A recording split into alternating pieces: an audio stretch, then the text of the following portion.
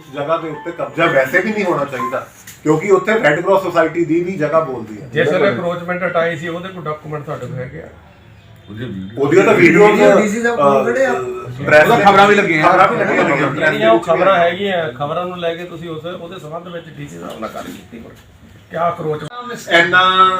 ਇੰਨਾ ਕੁਝ ਹੋਣ ਦੇ ਬਾਵਜੂਦ ਵੀ ਇੰਨੀਆਂ ਜ਼ਿਆਦਾ ਕੰਪਲੇਂਟਸ ਪੈਣ ਦੇ ਬਾਵਜੂਦ ਐਡੇ ਵੱਡੇ ਲੈਵਲ ਦੇ ਉੱਤੇ ਪੰਜਾਬ ਦੇ ਹਾਈ ਅਫੀਸ਼ੀਅਲਸ ਨੂੰ ਕੰਪਲੇਨ ਦੇ ਬਾਵਜੂਦ ਵੀ ਜਿਹੜੀ ਉਹ ਨਜਾਇਜ਼ ਉਸਾਰੀ ਨਹੀਂ ਰੁਕ ਰਹੀ ਤਾਂ ਕਿਸੇ ਦਾ ਨਹੀਂ, ਮੈਂ ਹਲੇ ਨਾਮ ਨਹੀਂ ਲੈਣਾ ਚਾਹੂੰਗਾ, ਲੇਕਿਨ ਜੇ ਆਉਣ ਵਾਲੇ ਸਮੇਂ ਵਿੱਚ ਕੁਝ ਨਾ ਹੋਇਆ ਆਉਣ ਵਾਲੇ 1-2 ਦਿਨਾਂ ਦੇ ਵਿੱਚ ਤਾਂ ਸ਼ਾਇਦ ਜੇ ਨਾਮ ਵੀ ਲੈਣਾ ਪਊਗਾ ਤਾਂ ਮੈਂ ਨਾਮ ਵੀ ਖੁੱਲ ਕੇ ਲਵਾਂਗਾ। ਮੌਜੂਦਾ ਪੰਜਾਬ ਸਰਕਾਰ ਤਾਂ ਪਾਰਟੀ ਆ ਸਾਡਾ ਕੋਈ ਨੁਮਾਇੰਦਾ, ਸਾਡਾ ਕੋਈ ਆਫੀਸਰ ਉੱਥੇ ਪ੍ਰੈਜ਼ੈਂਟ ਨਹੀਂ ਹੈਗਾ, ਉਹਦੇ ਉਸ ਮਿਣਤੀ ਦੀ ਉਹਦੀ ਹਾਜ਼ਰੀ ਵਿੱਚ ਨਹੀਂ ਹੋਈ, ਉਹ ਮਿਣਤੀ ਵੀ ਮੰਨਣਯੋਗ ਨਹੀਂ। ਉਹ ਤਾਂ ਉਹ ਕਹਿ ਰਹੇ ਆ ਉਹ ਆਪ ਪਤਾ ਹੋਈ ਹੈ ਕਿ ਆਪੇ ਗਈ ਆਪ ਤਾਂ 20 ਗੱਲਾਂ ਬੰਦਾ ਬੋਲਦਾ ਰਹਿੰਦਾ।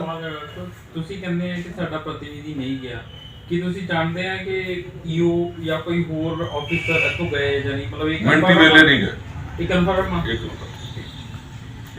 ਕਿਉਂਕਿ ਸਾਡੀ ਨੌਲੇਜ ਵਿੱਚ ਵੀ ਨਹੀਂ ਹੈਗਾ। ਮੇਰੇ ਹਿਸਾਬ ਨਾਲ ਤਾਂ ਉਹਨਾਂ ਨੂੰ ਐਟਲੀਸਟ ਪ੍ਰਧਾਨ ਨੂੰ ਵੀ ਸੱਦਣਾ ਚਾਹੀਦਾ ਕਿਉਂਕਿ ਸਾਡੀ ਐਡੀ ਮਹਿੰਗੀ ਪ੍ਰਾਪਰਟੀ ਹੈ, ਕੋਈ ਐਵੇਂ ਤਾਂ ਵੀ ਗੱਲ ਨਹੀਂ ਸੀ। ਸਾਨੂੰ ਸਾਰਿਆਂ ਨੂੰ ਕਾਉਂਸਲਰਸ ਨੂੰ ਵੀ ਇੰਟੀਮੇਟ ਹੋਣਾ ਚਾਹੀਦਾ ਸੀ, ਅਫਸਰ ਸਾਹਿਬਾਨਾਂ ਨੂੰ ਵੀ ਇੰਟੀਮੇਟ ਹੋਣਾ ਚਾਹੀਦਾ ਸੀ। ਕਿਸੇ ਨੂੰ ਨਹੀਂ ਦੱਸਿਆ, ਆਪੇ ਬਾਹਰੋਂ ਬਾਹਰ ਕਿਹੜੀ ਨਿਸ਼ਾਨਦੇਹੀ ਹੁੰਦੀ ਮੈਨੂੰ ਅੱਜ ਤੱਕ ਨਹੀਂ ਸਮਝ ਆਈ। 80/1873 1 ਨਾਲ 14 ਮਰਲੇ।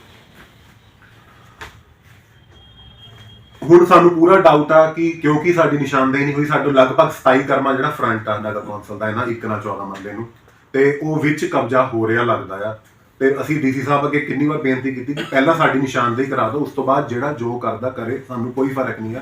ਕਿਉਂਕਿ ਅਸੀਂ ਕਿਸੇ ਵੀ ਪ੍ਰਾਈਵੇਟ ਬੰਦੇ ਨੂੰ ਜਾਂ ਕਿਸੇ ਦੀ ਵੀ ਪ੍ਰਾਪਰਟੀ ਹੋਵੇ, ਜੇ ਉਹ ਕਹਿੰਦਾ ਕਿ ਮੈਂ ਰਜਿਸਟਰੀ ਕਰਾਈ ਆ, ਜਿਹਨੂੰ ਹਲੇ ਉਹ ਵੀ ਮੇਰੇ ਖਿਆਲ ਚੈਲੰਜੇਬਲ ਆ, ਚਲੋ ਉਹ ਇੱਕ ਅਲੱਗ ਮੈਟਰ ਆ ਕਿਉਂਕਿ ਪਹਿਲਾਂ ਉਸ ਪ੍ਰਾਈਵੇਟ ਬੰਦੇ ਨੇ ਇੱਕ ਰਜਿਸਟਰੀ ਕਰਾਈ ਸੀ, ਉਹ 'ਚ ਗਲਤ ਸਾਈਡਾਂ ਪਈਆਂ ਹੋਈਆਂ ਸੀ। ਉਸ ਤੋਂ ਬਾਅਦ ਉਹਨੇ ਉਹ ਆਪਣੇ ਕਿਸੇ ਹੋਰ ਰਿਸ਼ਤੇਦਾਰ ਦੇ ਨਾਮ ਟ੍ਰਾਂਸਫਰ ਕਰਤੀ, ਔਰ ਉਹ ਟ੍ਰਾਂਸਫਰ ਜਦੋਂ ਰਜਿਸਟਰੀ ਹੋਈ ਤੇ ਉਹਦੀਆਂ ਸਾਈਡਾਂ ਵੀ ਬਦਲੀਆਂ ਗਈਆਂ। ਔਰ ਮੈਂ ਹੈਰਾਨ ਆ ਪ੍ਰਸ਼ਾਸਨ ਤੋਂ ਕਿ ਉਹ ਜਦੋਂ ਉਹਨਾਂ ਨੇ ਉਹ ਰਜਿਸਟਰੀ ਜਿਹੜੀ ਦੂਜੀ ਹੋਈ ਉਹ ਚੈੱਕ ਵੀ ਨਹੀਂ ਕੀਤੀ ਕਰਨ ਲੱਗਿਆ ਨੇ ਕਿ ਪਹਿਲੀਆਂ ਦੀਆਂ ਕੀ ਸਾਈਡਾਂ ਪਈਆਂ, ਦੂਜੀ ਰਜਿਸਟਰੀ ਦੀਆਂ ਕਿਆ ਸਾਈਡਾਂ ਪਈਆਂ। ਚਲੋ ਇਹ ਮੈਟਰ ਜਾਂ ਕੋਰਟ ਦਾ ਹੋਊਗਾ ਜਾਂ ਪ੍ਰਸ਼ਾਸਨ ਨੇ ਦੇਖਣਾ ਹੋਊਗਾ। ਹੁਣ ਮੈਟਰ ਆ ਗਿਆ ਨਗਰ ਕੌਂਸਲ ਦੇ ਹਿੱਤਾਂ ਦਾ। ਸਾਡਾ ਮੈਟਰ ਇਹ ਆ ਕਿ ਜਦ ਤੱਕ ਸਾਡੀ ਨਿਸ਼ਾਨਦੇਹੀ ਨਹੀਂ ਹੁੰਦੀ ਨਗਰ ਕੌਂਸਲ ਦੀ, ਉੱਥੇ ਕੋਈ ਵੀ ਕਬਜ਼ਾ ਜਾਂ ਕੋਈ ਉਸਾਰੀ ਨਹੀਂ ਹੋਣੀ ਚਾਹੀਦੀ ਕਿਉਂਕਿ ਸਾਡੀ ਕਰੋੜਾਂ ਦੀ ਜਗ੍ਹਾ ਉਹ ਦੱਬ ਨਹੀਂ ਹੋਣੀ ਚਾਹੀਦੀ। ਪੁਰਾਣਾ ਜਿਹੜਾ ਪਾਸਟ ਰਿਹਾ ਆਪਾਂ ਦੇਖਿਆ ਕਿ ਕਾਫੀ ਨਜਾਇਜ਼ ਕਬਜ਼ੇ ਜਿਹੜੇ ਆ ਨਗਰ ਕੌਂਸਲ ਦੀ ਪ੍ਰਾਪਰਟੀਆਂ ਤੇ ਹੋਏ ਆ। ਔਰ ਦੂਸਰਾ ਪੁਆਇੰਟ ਇਹ ਹੈ ਕਿ ਬਿਨਾਂ ਨਕਸ਼ਾ ਪਾਸ ਕੀਤੇ ਇਹ ਕੰਮ ਜਿਹੜਾ ਉਹ ਚੱਲ ਰਿਹਾ।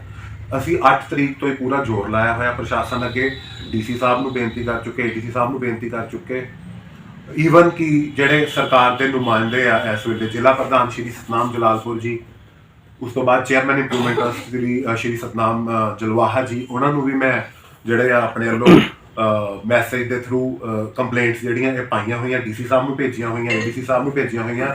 ਈਵਨ ਜਦੋਂ ਫਿਰ ਪਿਛਲੇ 1-2 ਦਿਨਾਂ ਜਦੋਂ 8 ਤਰੀਕ ਤੋਂ ਬਾਅਦ ਮੈਂ ਦੇਖਿਆ ਕਿ ਕੋਈ ਕਾਰਵਾਈ ਨਹੀਂ ਹੋ ਰਹੀ, ਪ੍ਰਸ਼ਾਸਨ ਇਹਨੂੰ ਨਹੀਂ ਰੋਕ ਰਿਹਾ, ਮੈਨੂੰ ਨਹੀਂ ਪਤਾ ਕਿ ਕਿਸ ਬੰਦੇ ਦਾ ਉਹ ਇੱਦਾਂ ਦਬਾਅ ਪਿਆ ਹੋਇਆ ਕਿ ਕੋਈ ਸਰਕਾਰ ਦਾ ਦਬਾਅ ਪੈ ਰਿਹਾ, ਆਮ ਆਦਮੀ ਪਾਰਟੀ ਦੀ ਸਰਕਾਰ ਹੈ, ਕੀ ਹੋ ਰਿਹਾ ਕਿ ਕੋਈ ਰੋਕ ਹੀ ਨਹੀਂ ਰਿਹਾ ਨਜਾਇਜ਼ ਕੰਮ ਨੂੰ।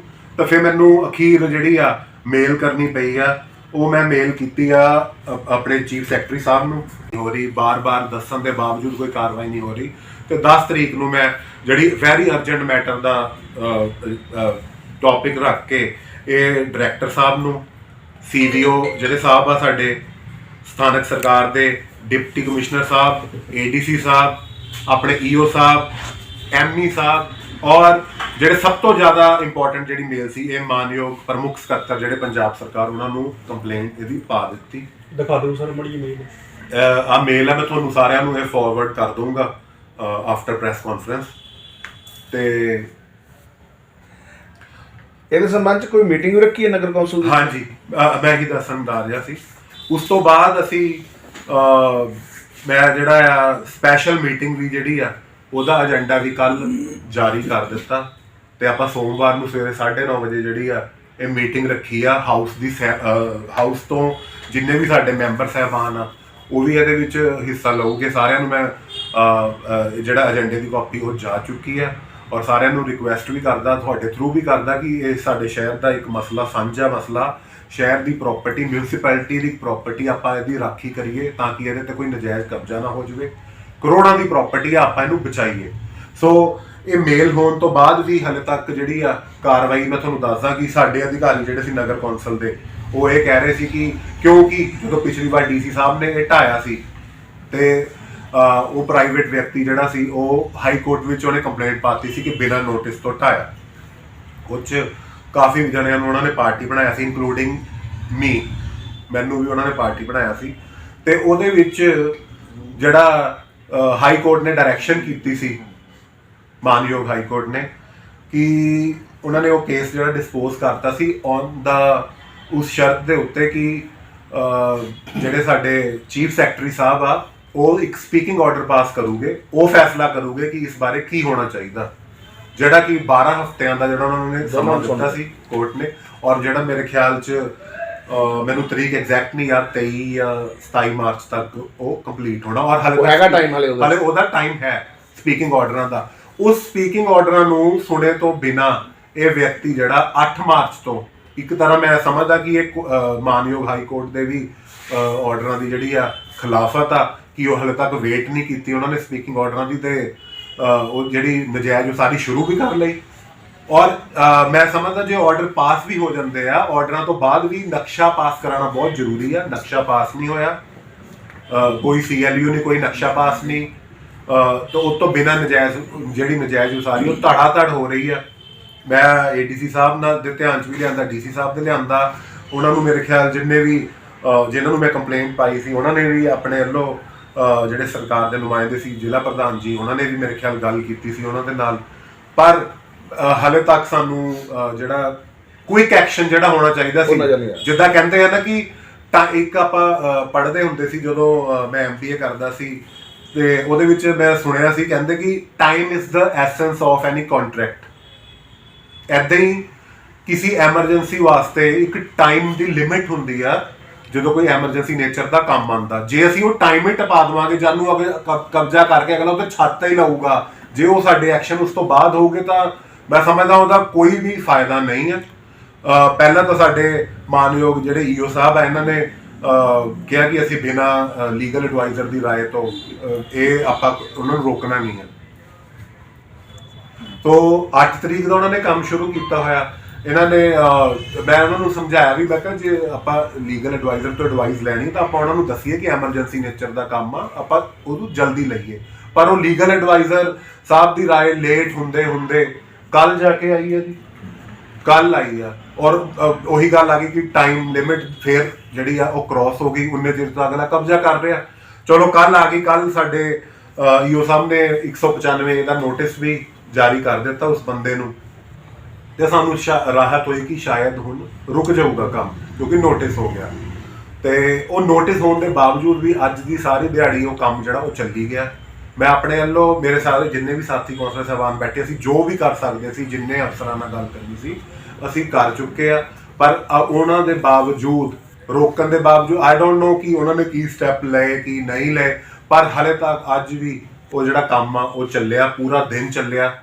ਤੋ ਮੈਂ ਸਮਝਦਾ ਬੜੀ ਇੱਕ ਮੰਦਭਾਗੀ ਗੱਲ ਆ ਅੱਜ ਕੱਲ੍ਹ ਦੇ ਇਸ ਡਿਵੈਲਪ ਯੁੱਗ ਦੇ ਵਿੱਚ, ਮੀਡੀਆ ਦੇ ਯੁੱਗ ਦੇ ਵਿੱਚ, ਜਿੱਥੇ ਕਮਿਊਨੀਕੇਸ਼ਨ ਜਿਹੜਾ ਲੈਵਲ ਆ ਐਡਾ ਫਾਸਟ ਆ, ਉਹਦੇ ਵਿੱਚ ਵੀ, ਔਰ ਜਿੱਥੇ ਆਪਾਂ ਸੁਣਨ ਨੂੰ ਮਿਲ ਰਿਹਾ ਕਿ ਆਮ ਆਦਮੀ ਪਾਰਟੀ ਦੀ ਸਰਕਾਰ ਜਿਹੜੀ ਆ ਉਹ ਨਜਾਇਜ਼ ਕਬਜ਼ਿਆਂ ਨੂੰ ਹਟਾ ਰਹੀ ਆ। ਅਸੀਂ ਕੱਲ ਪਰਸੋਂ ਵੀ ਵੀਡੀਓ ਦੇਖ ਰਹੇ ਸੀ ਜਲੰਧਰ 'ਚ ਕਿੱਦਾਂ ਨਜਾਇਜ਼ ਕਬਜ਼ਿਆਂ ਦੇ ਉੱਤੇ ਪੰਜਾ ਜਿਹੜਾ ਪੀਲਾ ਪੰਜਾ ਨਗਰ ਕੌਂਸਲ ਦਾ ਚੱਲਿਆ। ਇਸ ਦੇ ਬਾਵਜੂਦ ਵੀ ਕਿੱਥੇ ਗਿਆ ਉਹ ਸਰਕਾਰ ਦਾ ਜਿਹੜਾ ਬਣ ਰਿਹਾ ਜਿਹੜੇ ਐਫਰਟ ਆ ਉੱਥੇ ਹੁੰਦੇ ਮੈਨੂੰ ਨਵਾਂ ਸ਼ਹਿਰ ਤਾਂ ਦਿਖ ਨਹੀਂ ਰਹੇ।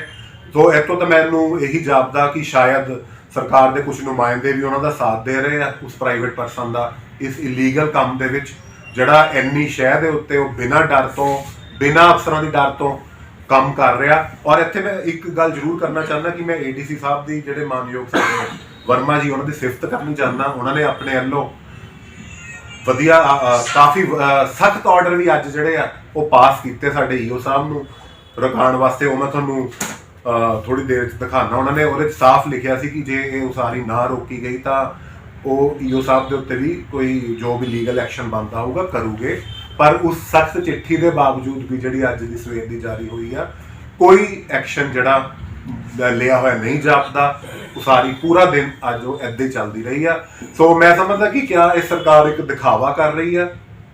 ਜਿਹੜੇ ਆ ਨਜਾਇਜ਼ ਕਬਜ਼ਿਆਂ ਵਾਲੀ ਗੱਲ ਸੁਣਦੇ, ਜੇ ਆਪਾਂ ਪਿੰਡਾਂ ਦੇ ਵਿੱਚ ਸਸਤੀਆਂ ਜ਼ਮੀਨਾਂ ਦੇ ਕਬਜ਼ੇ ਛਡਾ ਦਿੱਤੇ ਤੇ ਸ਼ਹਿਰਾਂ 'ਚ ਕਰੋੜਾਂ ਦੀਆਂ ਮਹਿੰਗੀਆਂ ਜ਼ਮੀਨਾਂ ਦੇ ਉੱਤੇ ਕਬਜ਼ੇ ਕਰਵਾ ਦਿੱਤੇ, ਤਾਂ ਮੈਂ ਸਮਝਦਾ ਇਸ ਮੁਹਿੰਮ ਦਾ ਸਰਕਾਰ ਦੀ ਦਾ ਕੋਈ ਅਸਰ ਹੁੰਦਾ ਮੈਨੂੰ ਜਾਪਦਾ ਨਹੀਂ ਪਿਆ। ਤੋ ਮੇਰੀ ਇਹੀ ਬੇਨਤੀ ਆ ਸਾਰੇ ਨਵਾਂ ਸ਼ਹਿਰ ਦੀ ਜਨਤਾ ਦੇ ਉੱਤੇ, ਸਾਰੇ ਜਿੰਨੇ ਸਾਡੇ ਨੁਮਾਇੰਦੇ ਆ, ਜਿੰਨੇ ਅਫਸਰ ਸਾਹਿਬਾਨ ਆ, ਸਰਕਾਰ ਦੇ ਨੁਮਾਇੰਦੇ ਆ, ਜਿੰਨੇ ਚੁਣੇ ਹੋਏ ਸ਼ਹਿਰ ਦੇ ਨੁਮਾਇੰਦੇ ਐਮਸੀ ਸਾਹਿਬਾਨ ਆ, ਕਿ ਇਸ ਮੈਟਰ ਦੇ ਵਿੱਚ ਸਾਡਾ ਸਾਥ ਦਿਓ।